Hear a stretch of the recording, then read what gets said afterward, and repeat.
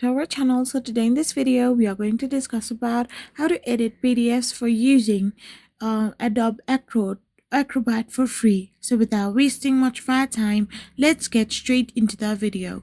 So if you want to use your Adobe Acrobat for free and edit your PDFs, all you gotta do is simply go to Adobe Acrobat. Once you're in your Adobe Acrobat, you need to open the editor first. You need to get logged into your account and simply get your Adobe's free online editor in your Adobe Acrobat app.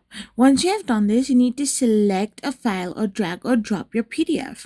Once this is done, you can use the toolbar to add text, comment, highlight, draw, sign, or organize, and simply hit the save button.